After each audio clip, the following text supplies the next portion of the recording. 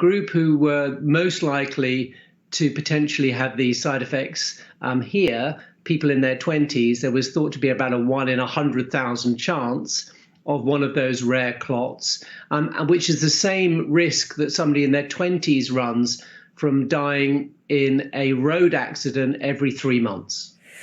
It's really good to talk to you, as ever. Thank you for taking us through that so clearly. Fergus, thank you.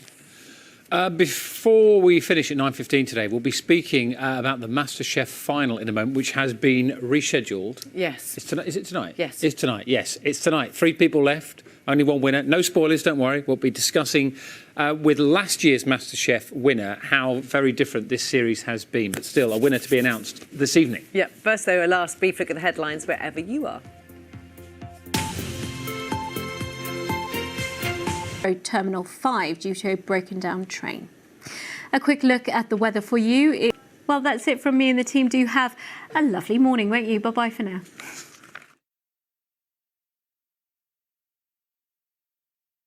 Music. Do you want to sing the music? It was a silent sting, that wasn't it? Hope you enjoyed that. So the MasterChef final's been screened tonight after being postponed, of course, from last week because of the death of the Duke of Edinburgh. Tom, Mike and Alexina will compete to be crowned champion of the 17th series. In a moment, as promised, we'll speak to last year's winner, Thomas Frake, and show obsessive Scott Bryan. But first, let's remind ourselves of this year's 3 finalists. The 3 most talented remain. It has been a long time building up to reach the MasterChef final. I'm really proud of sort of how far I've come. I don't want to be runner-up. When you get to this stage, you have to believe that you can win the competition. I'm going to give it everything that I've got. I can't believe I'm here. I still sort of pinch myself. Apprehensive, excited, nervous. I mean, it's impossible to know how it's going to go. So. Still makes me nervous looking at that, you know. Joining us now is last year's winner, Thomas Frake, and TV critic Scott Bryan. Morning to you both. Thank you so much for joining us. Thomas, do you get that feeling that I do, having been in that kitchen, and like, wow, it's such a nervy place to be? Yeah, I mean, this year, what a competition it's been. Specifically with these 3 finalists, it is so close to call, as Greg just mentioned there. You know, it's super, super tight. I imagine it's really nerve-wracking, especially when you're watching it back. You know, just remembering all of what went on and having friends and family contact you and say, you know, have you won, have you won? I imagine it is proper nerves for them leading into tonight's final. I'm enjoying the way, Thomas, you've casually got your MasterChef trophy behind you as well, and why not? Scott, I know that you love this I think you love most TV shows, but anyone who follows you on social media knows you've got an in-depth knowledge of a lot of these programmes. So for those who haven't watched MasterChef up to this point, give timing, trying to sort of serve up her plate on time. Mike has had some criticisms in terms of just incorporating too many ideas into a dish and trying to keep it a bit more simple. And Tom, the weird thing is that Tom's been criticised for being too good. This idea that he will slip at the final hurdle. I love how MasterChef, they always find criticisms in anything. And with Tom, it's just essentially whether he'll be able to pull it off in the final. Thomas, as well, I'm just watching it. You know, it's had to be social distance, but it's worked, hasn't it? Yeah, it's been such a different format, but exciting. It's injected something different into the series, I think. You know, there's been different challenges, different tasks, and a different entire experience for these 3 finalists compared to what it was in my year. And, you know, particularly with the guest judging rounds, when it was just me and Ping this year, I thought that was quite nice because it was just an opportunity for me and Ping to have a real conversation about the cooks and about the plates of food in front of us. So I think there's been huge amounts of positives that have come out from social distancing actually in the MasterChef environment. Thomas, what has your year been like? Because those who love the programme will know, I think that your final went out just before we all went into national lockdown. And normally, a MasterChef winner will leave their job, go off into the catering industry, open a restaurant, whatever that might be. I imagine your year's been a little different. Yeah, it's a strange year as it's been for everyone. We were about 2 weeks into lockdown, actually, when my final went out. So the first thing I couldn't do that the 3 finalists will be able to do was celebrate. You know, it was just me indoors speaking with friends and family via the phone, and I couldn't get out and have a drink and celebrate. So that'll be different for them this year. But in terms of the last year for me, it's been a lot of time to really just develop my skill in terms of cooking. You know, I'm still learning, still developing. But this year, there's so much more going on, so much more promise. I've got food festivals lined up this summer.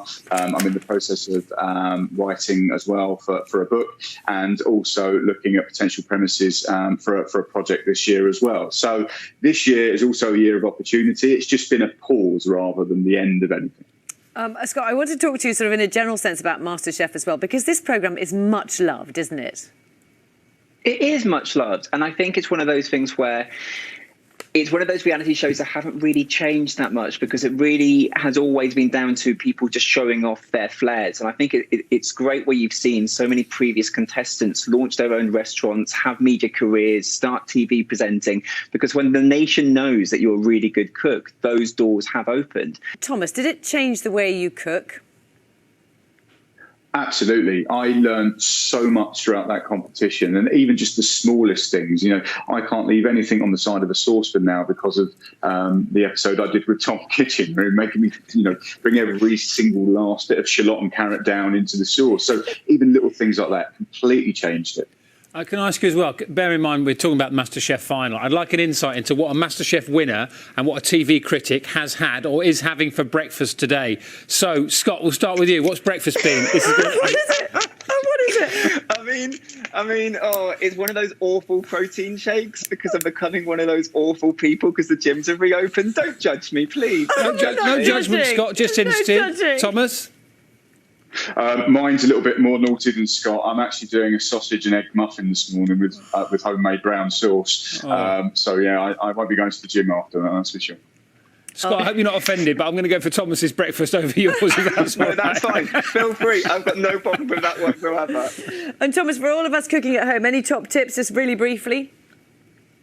Do you know what? For me, it's cook what you fancy. It sounds so ridiculous, but just when you fancy something, go out and buy it and cook it. And it sounds such a ridiculous tip, but it makes dinner so much more pleasurable. Yeah, it's as simple as that. It's a lovely idea. Thomas, thank you very much. Scott, Bryan as well. Thank you both very much. Enjoy your protein shake, Scott. No guilt, by the way. No guilt. Don't worry about it. MasterChef final tonight. No protein shakes in the final, I don't think. 8 o'clock, BBC One. You don't know.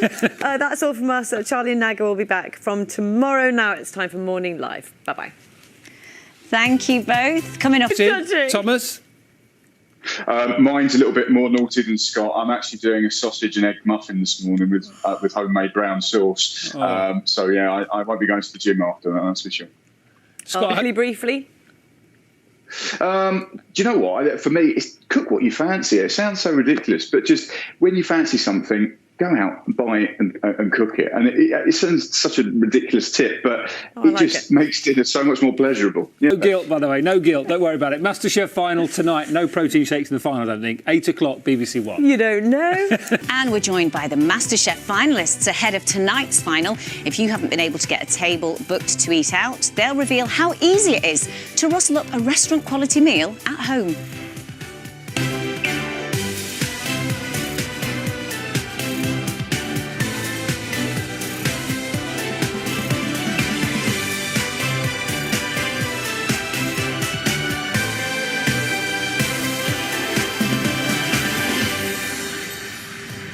And welcome to Morning Live. No Gethin today.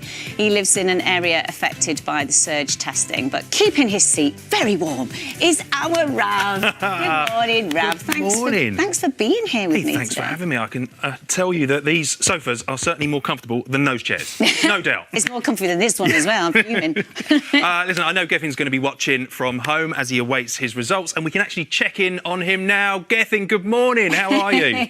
You just said, you know, it's the right thing to do. I am in an area where we've been asked to do our PCR test. I'm delighted to say that I've already had the test back and it is negative. So I will be back tomorrow But it's really weird, isn't it, Kim? We were chatting yesterday about being excited about doing the normal things again and how lovely it was to go and get a haircut and so many people talking about going out for a drink.